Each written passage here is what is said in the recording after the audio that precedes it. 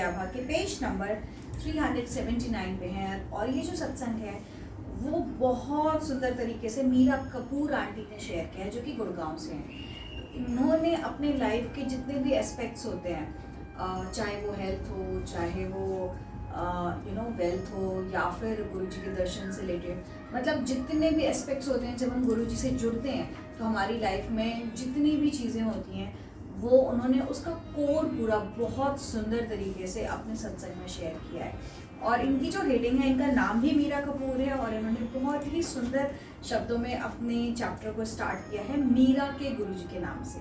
तो संजय जी, हम सत्संग स्टार्ट करते हैं। जब श्रीमती मीरा कपूर गुरुजी से मिली तो उनके मेरुदंड में अत्यधिक समस्या थी।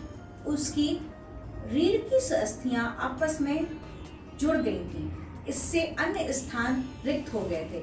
उसे प्रतीत होता था कि वहां से पैर की ओर जाती हुई किसी नस पर दबाव पड़ रहा था, जिससे उसके पैर में बहुत पीड़ा रहती थी। चिकित्सकों ने भी देखा कि उसका दाहिना पैर शिथिल हो रहा है और उसका वजन घट रहा था। वह कमरबंद बांधे रहती थी, किंतु उसके साथ भी एक स्थान पर 15 मिनट से अधिक बैठना उसके लिए असंभव था। गुरुजी के पास प्रारंभिक दर्शनों में वह अपने साथ तकिए ले जाती थी, ताकि लगातार संगत में बैठने में कोई कठिनाई ना हो। परंतु गुरुजी ने उसे यह करते हुए देखकर तकिया लाने को मना किया। जब उसने उन्हें चुपके से लाने का प्रयास किया तो उसे बहुत डांट पड़ी।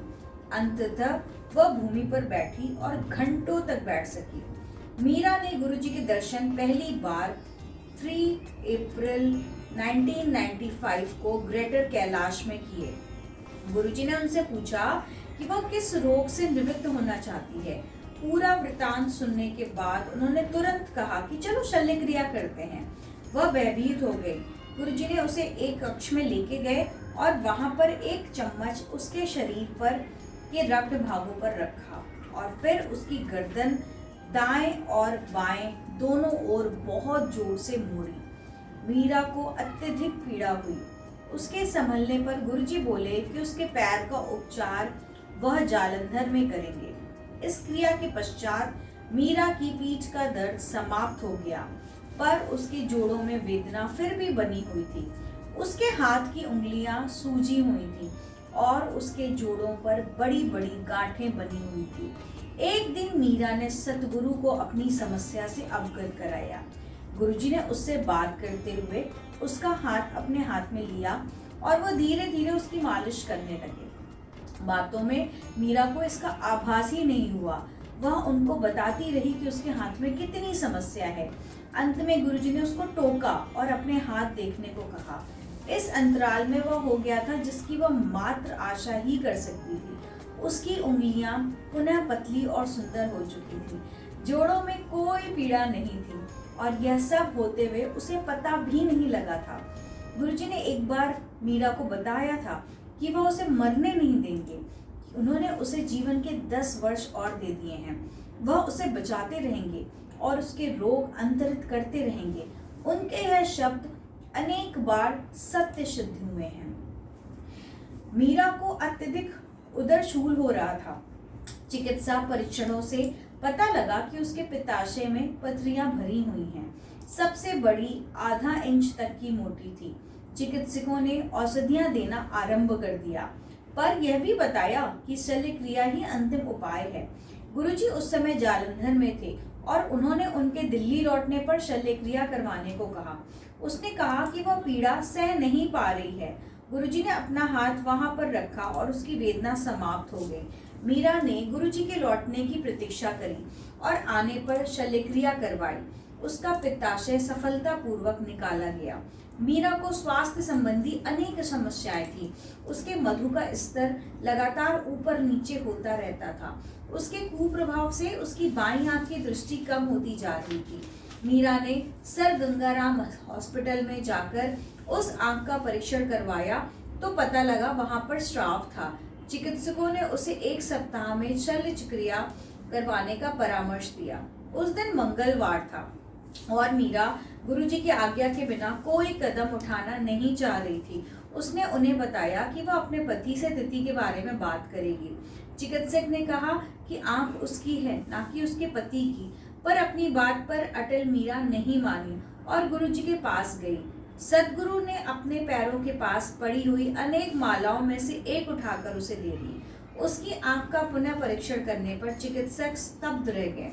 उसकी आंख सामान्य थी, किसी क्रिया या अन्य परीक्षण की आवश्यकता नहीं थी। गुरु कृपा मीरा के पति पर भी बनी हुई है। उनके मुख के अंदर एक श्वेत निशान था। चिकित्सक शंका कर रहे थे कि वो कैंसर है, पर उनको बायोप्सी के परिणाम की प्रतीक्षा थी। इसी बीच दंपत्ति ने सफदरजंग हॉस्पिटल में जाकर चिकित्सकों को दिखाया, तो उनका भी यही निर्णय था।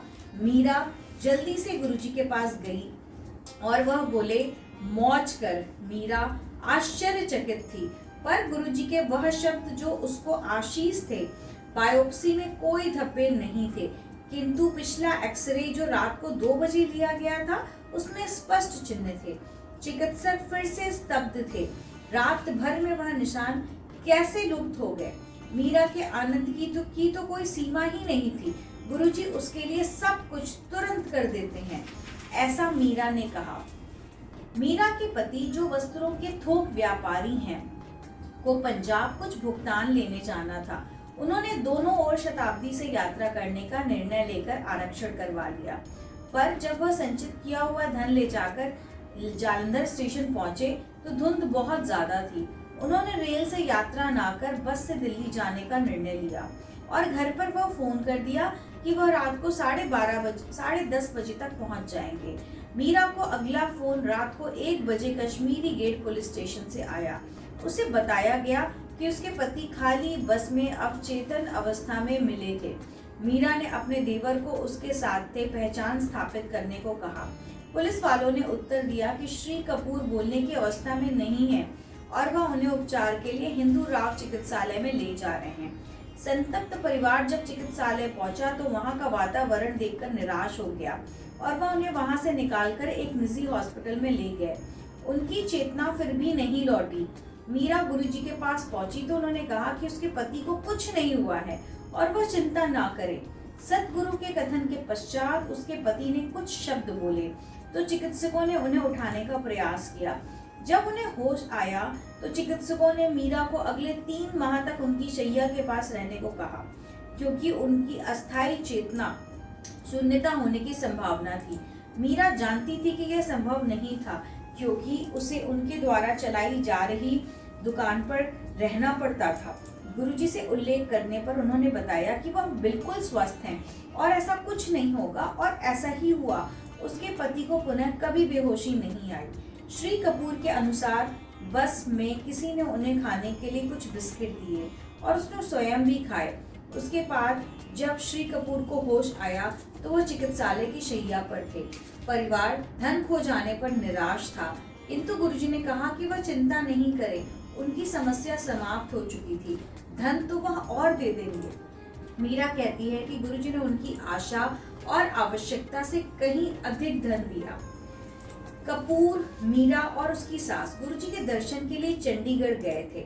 वह रात को पहुंचे थे और गुरुजी ने उन्हें उसी समय लौटने के लिए कहा। वह वहां से रात्रि के 2 बजे निकले। उन दिनों पंजाब में आतंकवादी घटनाओं की चिंताओं के साथ थोड़ी दूर चलकर जब उन्होंने देखा कि चंडीगढ़ अंबाला राजमार्ग बंद किया जा रहा है तो उनकी चिंता और अत्यधिक बढ़ गई। उन्हें पंचकुला होकर जाना पड़ा। उस अंधेरी रात को अंधेरे मार्गों से गुजरते हुए, जिन पर रोशनी भी नहीं थी, कोई अन्य व्यक्ति या गाड़ी दिखाई नहीं दे रहे थे। परिवार अत्यंत भयभीत था। उन्हें कच्चे ग्रामीण मार्गों से गुजरना पड़ रहा था। मीरा ने दिशा निर्देश के लिए गुरुजी से प्रार्थना करी। उसकी सास सोच रही थी कि गुरुजी इस समय अचानक कहां से आकर सहायता करेंगे। उसी समय खेतों में से बड़ी दाढ़ी वाले 2 बड़े युवक निकलकर आए। वह मोटरसाइकिल पर सवार थे। मीरा ने अपने पति से कार रोककर उनसे राजमार्ग की दूरी पता करने को कहा। उन्होंने उत्तर दिया कि वह केवल 13 किलोमीटर दूर पर है। मीरा ने कहा, ना कोई मार्गदर्शक चिन्ह है और रास्ता इतना सुनसान है, वह केवल इतनी दूर कैसे हो सकता है। उत्तर ना मिलने पर उसने फिर से प्रश्न किया। मीरा और उसकी सास अति भयभीत थे। उसकी सास तो उनको आतंकवादी समझ रही थी। यह सुनकर एक युवक अपना मुंह मीरा के समीप लाया और बोला, राजमार्ग वास्तव में 13 किलोमीटर है। वहां से मात्र 200 मीटर आने पर उन्हें मार्गदर्शक चिन्ह दिखाई दिया जिस पर 13 किलोमीटर लिखा हुआ था, और ठीक उतनी दूरी के बाद यह सड़क प्रिंस होटल के पास जाकर राजमार्ग से मिल गई। इतनी सुनसान, अंधेरी, भयावह रात में खेतों से निकलकर उनको दिशा और दूरी बताने कौन आया था। यद्यपि गुरुजी की सहायता कभी कभी विदित होती है, अनेक बार उनके ढंग रहस्यपूर्ण और निराले होते हैं।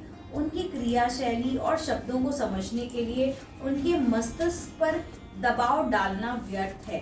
निम्न प्रसंग में स्पष्ट है कि उनकी दृष्टिगोचर क्रियाएं भक्त के कर्मों से संबंधित है। कम से कम यही समझ में आता है। क्या किसी को पता है कि वास्तव में वो क्या करते हैं? गुरुजी ने मीरा और श्रीमती सब्बरवाल को प्रतिदिन बड़ा मंदिर जाने को कहा था। दोनों गुड़गांव में रहते थे और बड़ा मंदिर उनके घर से 20 किलोमीटर की दूरी पर था। वह दोनों यह प्रतिदिन कर रहे थे। एक शाम को जब दोनों बड़े मंदिर जा रहे थे, उन्होंने ब्रिस्टल होटल के सामने गुरुजी की कंटेसा गाड़ी खड़ी देखी। फिर क्या था, वह दोनों गुरुजी के पास चले गए। गुरुजी उस दिन बहुत सरस एवं मिलनसार भाव में थे और उन्होंने उसका लाभ उठाकर उनसे वहीं पर आधा घंटे से अधिक देर तक बातें करी। फिर गुरुजी ने चाट खाने की इच्छा व्यक्त करी और फिर पूरी संगत मानेसर स्थित हल्दीराम पहुंच गई। गुरुजी ने बाहर उद्यान में विश्राम करने का विचार किया और वह वहीं लेट गए। फिर क्या था, पूरी संगत उनको आराम देने में लग गई। किसी ने रुमाल से हवा करी, किसी की चुन्नी उनका तकिया बन गई और सबने उनके चारों ओर घेरा बना लिया। हर भक्त उनकी सेवा करना चाह रहा था। गुरुजी के मनोरंजन करने का अनुभव भी एक संगत को हुआ। निकट ही खड़े हुए एक चिकित्सक पास आए और अपना परिचय देते हुए उन्होंने पूछा कि क्या वह कोई सहायता कर सकते हैं, क्योंकि भूमि पर लेटे हुए सज्जन की अवस्था ठीक नहीं लग रही थी। जब उनको आश्वासन दिया कि सब ठीक है, वह मुड़कर चले गए। इसी बीच चाट आ गई। जब सब चाट खा रहे थे, गुरुजी ने मीरा को बुलाया और विस्तार में उसके परिवार के बारे में पूछा। उसकी बेटी और दामाद कहाँ हैं, वह कब वापस आएंगे, आदि आदि। मीरा ने बताया कि दोनों मनाली में हैं और उनकी शीघ्र ही वापस आने की संभावना है। शीघ्र ही पर्यटन समाप्त हो गया और सब आनंद पूर्वक अपने घरों को लौट गए। 1 मास के पश्चात गुरुजी का हल्दीराम जाने का कारण समझ में आया। एक लाल बत्ती पर मीरा की बेटी और दामाद की नई गाड़ी दुर्घटनाग्रस्त हो गई। पीछे से एक ट्रक ने आकर मारा था। कार बुरी प्रकार से क्षतिग्रस्त हो गई थी। मीरा की बेटी ने उसको फोन किया और गुरुजी को इस घटना के बारे में बताने को कहा। मीरा रात को ही एम्पायर स्टेट भागी। गुरुजी हॉल में थे, जैसे उसकी प्रतीक्षा कर रहे थे। उसने कहा कि एक दुर्घटना हुई है। गुरुजी ने दुर्घटना का स्थान बता दिया, ग्रेटर कैलाश के गोल चक्कर पर। उसने कहा कि उसके दामाद को एम्स ले जा रहे हैं, किंतु गुरुजी ने उसे भद्रता से बताया कि उसे वसंत कुंज में स्थित इंडियन स्पाइनल इंजरी सेंटर में ले जाया जा रहा है, जैसा कि उसकी बेटी ने अंतिम क्षण में बताया था। व्यग्र मीरा काफी देर तक यह समझ ही नहीं पाई कि गुरुजी स्वयं दुर्घटना का विवरण कर रहे हैं। सर्वशक्तिशाली सद्गुरु ने उसके किसी बच्चे को चोट नहीं आने दी। यद्यपि उसके दामाद का मुख सूज गया था, उसे कोई चोट नहीं आई थी। बाद में मीरा को बताया गया कि दुर्घटना के समय गुरुजी अपने कक्ष में टहलकदमी कर रहे थे। वह कहती हैं कि गुरुजी ने उसके दामाद की पीड़ा अपने ऊपर अंतरित कर ली थी। उन्होंने उसको कहा कि वह उसके साथ हैं और वह थोड़ी सी भी चिंता ना करे। मीरा कहती है कि 1 माह पूर्व चाट के समय गुरुजी को इस दुर्घटना का पूर्वाभास हो गया था और परिवार के बारे में पूछकर उन्होंने दुर्घटना को और गंभीर होने से बचाया था। गुरुजी ने करोल बाग में स्थित मीरा की दुकान पहुंचकर उसे व्याकुल कर दिया। वह या तो उनके कष्ट दूर करने पहुंचे थे या फिर उनको कुछ देने के लिए। फिर वह कभी भी उस वेश में नहीं पहुंचे जिसमें सब भक्त उनको देखते रहते हैं। वह उन पर समृद्धि की वृष्टि करने के लिए उनसे धन भी लेके गए। मीरा को सदा केवल इसका विस्मय मिश्रित दुख रहा कि वह उन्हें कभी पहचान ही नहीं पाई। कपूर अपना व्यवसाय करोल बाग में पहली मंजिल स्थित एक दुकान से चलाते थे। एक दिन सुबह एक अपरिचित उनकी दुकान पर आया। उसने अपना परिचय पत्र दिखाया और कहा कि उसे कुछ चिल्लर चाहिए। उस समय मीरा दुकान पर बैठी हुई थी और उसने कहा कि वह थोक व्यापारी हैं और उनके पास छुट्टा नहीं है। परंतु कपूर ने उसकी सहायता करने के लिए दुकान के एक कर्मचारी को 6,500 रुपए का भुनाने वाला चेक देकर उस अपरिचित के साथ बैंक भेज दिया। वह व्यक्ति बैंक में गया और कर्मचारी बाहर खड़ा रहा। जब तक वह प्रतीक्षा करता रहा, तब तक बैंक के सुरक्षा कर्मी ने उसे बताया कि उसके बताए हुलिये का कोई व्यक्ति बैंक में गया ही नहीं था। वह कर्मचारी दुकान पर लौट आया। उसने जब पूरा वृतांत सुनाया तो मीरा को अत्यंत दुख हुआ कि उनके जैसे अनुभवी व्यापारियों को एक अपरिचित ने इतनी सरलता से कैसे ठग लिया था। उसने गुरुजी से इसका उल्लेख कहा तो उन्होंने कहा कि उनकी समस्याएं दूर हो गई हैं। उन्होंने यह भी कहा कि वह पैसा लेके गए थे। एक अन्य अवसर पर एक बहुत लंबा व्यक्ति जिसका सर छत को छू रहा था दुकान पर आया और अंदर झांकने लगा। उसने कमर पर एक पुराना कमरबंद बांधा हुआ था। आवारा समझकर मीरा ने उसको जाने के लिए कहा। एक कर्मचारी ने कहा कि वह भोलेनाथ लगते हैं। मीरा ने उसे 2 रुपए दिए और जोर देकर जाने के लिए कहा। वह चला गया। दुकान के सुरक्षा कर्मी ने उसे अंदर आते हुए या बाहर जाते हुए देखा ही नहीं था। शाम को मीरा जब गुरुजी के पास गई तो वह बहुत लज्जित हुई। सदगुरु ने उसे कहा, जब वह दुकान पर आए थे तो उसने उन्हें केवल 2 ही रुपए दिए थे। गुरुजी का आदेश था कि वह दुकान पर बैठे। यद्यपि उसे दुकान के बारे में कुछ पता नहीं था, उसने आज्ञा का पालन किया। उसके बाद जब गुरुजी जालंधर गए तो वह उनके चित्र के सामने बहुत रोती थी। वह शिव पुराण भी पढ़ती थी और माला लेकर ओम नमः शिवाय शिवजी सदा सहाय, ओम नमः शिवाय गुरुजी सदा सहाय का पाठ करती रहती थी। जब भी उनको गुरुजी की सुगंध आती थी, वह निकट ही अपने घर से कपड़े बदलकर जालंधर को चले जाया करते थे। एक ऐसे ही दर्शन पर गुरुजी ने उसे कहा कि वह उन्हें इतना याद ना करे और इतना ना रोए। साथ ही ओम नमः शिवाय शिवजी सदा सहाय मंत्र का अधिक पाठ करे। उसके इतना याद करने के कारण गुरुजी उसकी दुकान पर आते रहे। एक बार एक संत दुकान पर आए और उन्होंने कहा कि वह उसे एक माला देना चाहते हैं।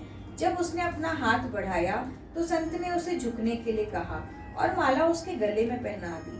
उन्होंने यह भी कहा कि वह यह माला सदा अपने गले में डाले रहे। इसके पश्चात गुरुजी उनके यहाँ एक बार फिर पहुंचे मीरा के नाती को कड़ा देने। उन्होंने मीरा को वैसा ही कड़ा दिया। जब मीरा ने दुकान पर बैठना आरंभ किया तो उसने वहां पर गुरुजी का चित्र लगा दिया था। गुरुजी ने मना किया कि वह उस चित्र को वापस घर लेकर चली गई। दुकान पर 5 माह तक जाने के बाद गुरुजी ने उसे अपना चित्र लगाने की आज्ञा दी। मीरा कहती है कि उसके उपरांत व्यापार में वृद्धि हुई और उनके पिछले सब घाटे पूरे हो गए। गुरुजी ने श्री कपूर के वचन की भी लाज रखी। एक बार कपूर ने किसी व्यक्ति को उसी दिन 3 लाख रुपए देने का वायदा किया। मीरा ने कहा कि उनके पास छठा भाग भी नहीं है, वह उसे पैसा कैसे देंगे। कपूर ने कहा कि उस दिन 2 व्यापारियों से पैसे लाने हैं और उससे वह पूरा हो जाएगा। कपूर पैसा लेने गए। एक ने उन्हें अगले सप्ताह आने के लिए कहा, दूसरे ने अगले दिन। पैसा ना मिलने पर कपूर ने करोल बाग के गुरुद्वारे के सामने से गुजरते हुए गुरुजी से विनती करी। यदि वह पैसा नहीं दे पाए तो यह गुरुजी का अपमान होगा, उनका नहीं। इस प्रकार दृढ़ता पूर्वक समस्या गुरुजी पर छोड़कर वह दुकान पहुंच गए। कुछ समय के बाद उनके ऊपर वाले दुकानदार ने उनके पास एक ग्राहक भेजा। जालंधर से आए हुए इस व्यक्ति को कुछ विशेष वस्तुएं चाहिए थी। कपूर की दुकान पर वह सब सामग्री मिल गई और उसने बिना परखे ही प्रसन्न होकर पैसे दे दिए। उस मुद्रा से कपूर अपना वायदा निभा पाए। उस दिन जब कपूर गुरुजी के दर्शन के लिए पहुंचे तो गुरुजी ने मीरा को कहा कि क्या बात है, तुम्हारे पति मेरे लिए सड़क पर चलते हुए प्रार्थना करते हैं। एक बार मीरा अपनी देवरानी के साथ गुरुजी के दर्शन के लिए गई। चलते हुए गुरुजी ने उसकी देवरानी को उनके चरणों के पास पड़ी पुष्प मालाओं में से एक गुलाब की माला उठाने को कहा। उन्होंने निर्देश दिया कि उस माला से कुछ जल शुद्ध करने के बाद उसे पूरी दुकान में छिड़कना है। अगला दिन सोमवार था। मीरा की देवरानी को कुछ जल छिड़कने के लिए दुकान खोलने में वापस आलस आ रहा था। मीरा ने उसे समझाया कि अपना तर्क लगाने की अपेक्षा गुरुजी के निर्देश का पालन करना उचित है। 1 माह के पश्चात करोल बाग के उस बाजार में भयंकर आग लग गई। सब दुकानें जलकर राख हो गई। उनके नीचे वाली दुकान भी जलकर राख हो चुकी थी, यहाँ तक उसकी छत के पंखे भी पिघल गए थे। किंतु ऊपर उनके वस्त्रों की दुकान पर पहुंचने से पहले अग्नि ने अपना रुख बदल दिया। अचानक वायु की दिशा में परिवर्तन हो गया। उस गुलाब की माला जिसे गुरुजी ने अभिमंत्रित किया था, उनकी रक्षा करी थी। कपूर का व्यवसाय अच्छा नहीं चल रहा था। श्री कपूर की चीन से सामान मंगाने की योजना थी। उनकी लागत में भी कमी आने का अनुमान था। गुरुजी को जब यह बताया गया तो उन्होंने उस योजना को स्थगित करने के लिए कहा। उन्होंने कहा कि उचित समय आने पर वह बताएंगे। 3 माह के पश्चात गुरुजी ने मीरा को इलायची और मिश्री का प्रसाद दुकान पर बैठकर खाने के लिए दिया।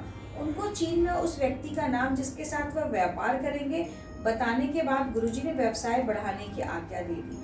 गुरुजी ने यह भी बताया कि चीन में उनके संपर्क की नीयत में कोई खोट नहीं है। पिछले 5 वर्षों में उन्होंने उस व्यक्ति के साथ करोड़ों का व्यापार कर लिया है और वह अभी तक कभी मिले भी नहीं है, ना ही उन्हें कभी कोई हानि हुई है। एक बार श्री कपूर दिल्ली के एक अति व्यस्त क्षेत्र चांदनी चौक में थे।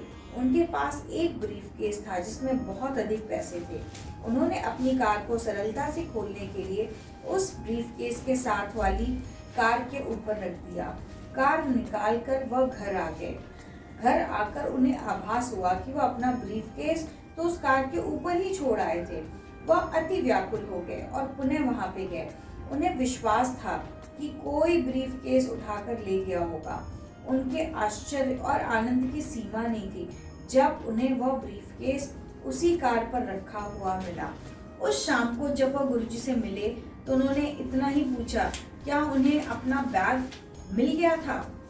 केवल मीरा गुरुजी की दया से लाभान्वित नहीं हुई थी, उसके परिवार के अन्य सदस्य, पड़ोस की दुकान का एक कर्मचारी और चिकित्सा विभाग की अध्यक्षा, सबको गुरुजी का आशीर्वाद प्राप्त हुआ है।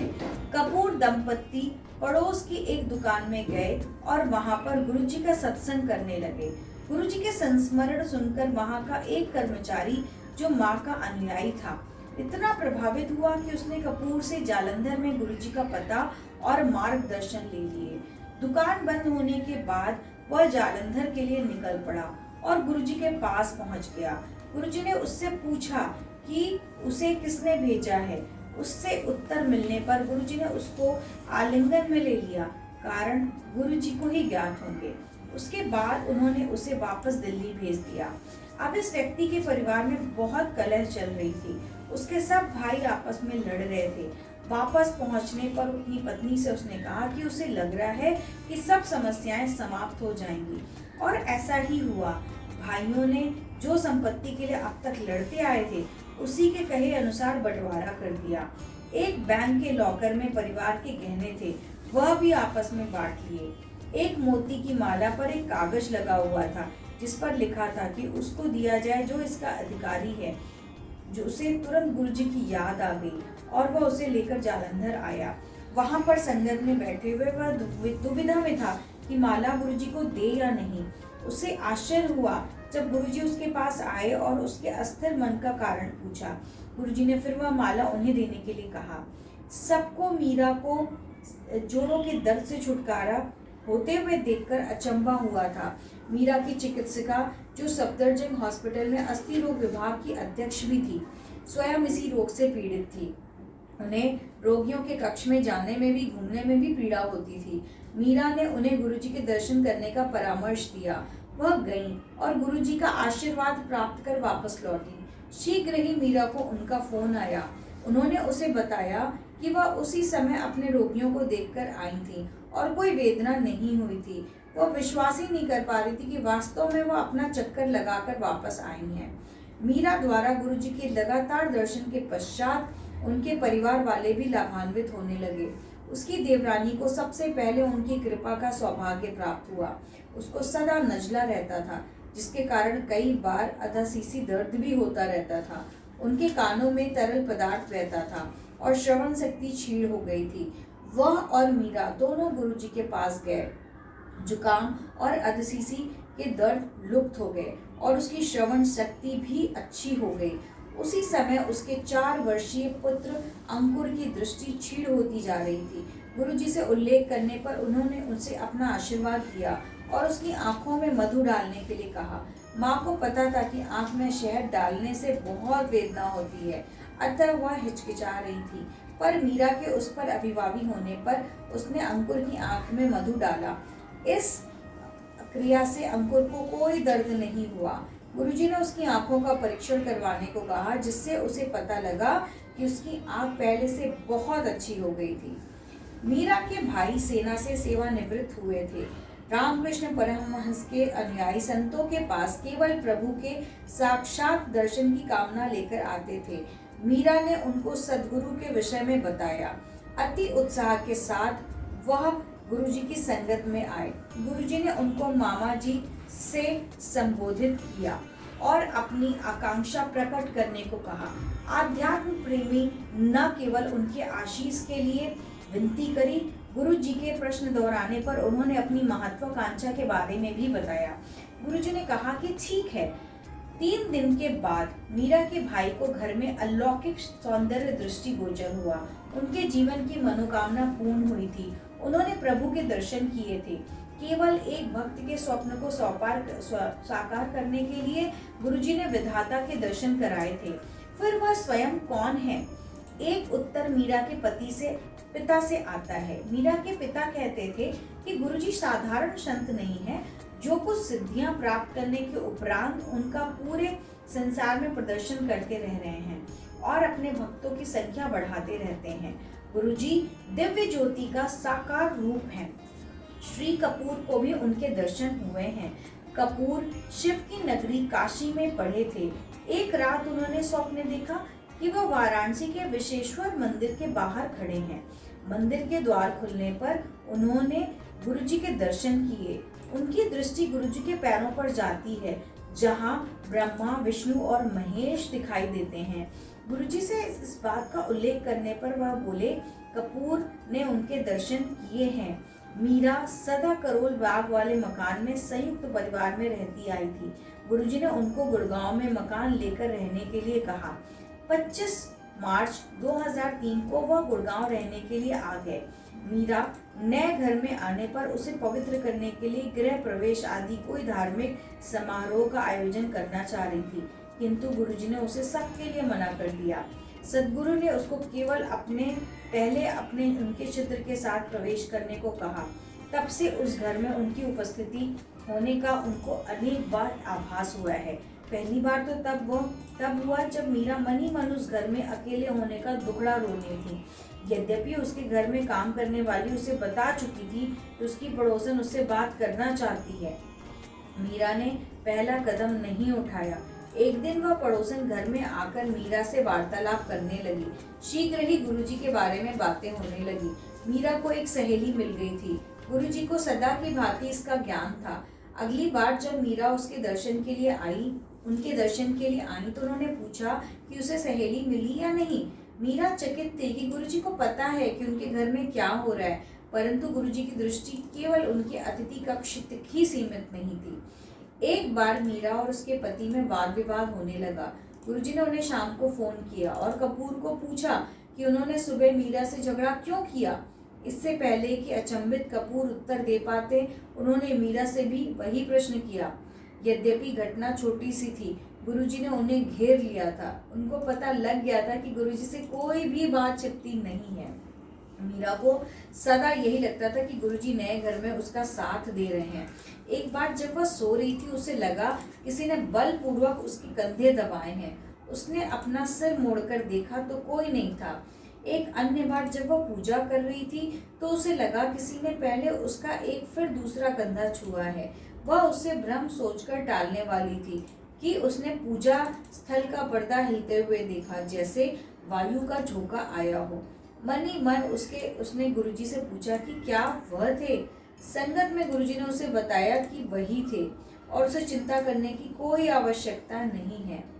मीरा गुरुजी के घर आने से अत्यंत प्रसन्न होती थी। जब उसने घर में सांप देखे तो वह भयभीत हो गई।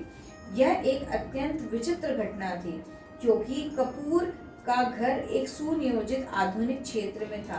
तीनों स्नान घरों में टाइलें लगी हुई थी और किसी ने कभी भी सर्प देखने की शिकायत नहीं करी थी। फिर भी जब भी मीरा स्नान करने जाती थी वहां पर सर्प होते थे, अत्यंत छोटे छोटे और गिनती में 4। वह डरी रहती थी। स्नान के लिए जाने से पहले गुरुजी से प्रार्थना करती थी, पर सांप फिर भी आ जाते थे। वह उन्हें पैर से दबा देती थी। उसने अपने पति से स्नानागार हटाने को कहा और वहां पर निर्णय लेने पर बात अटक गई। अतः गुरुजी से कहा तो वह बोले कि वह अति भाग्यशाली है। उसने उत्तर दिया कि वह तो भयभीत रहती है। गुरुजी ने उससे पूछा कि उसे क्या चाहिए। उसने कहा कि वह उसे स्नानागार हटाना चाहती है और सांप कभी वहां नहीं आए। गुरुजी की आज्ञा से स्नानागार हटाया गया। जो कर्मी उसे हटाने आए थे उनको चेतावनी दी गई थी कि उनके नीचे सर्प हैं। उन्होंने हंसकर बात डाल दी।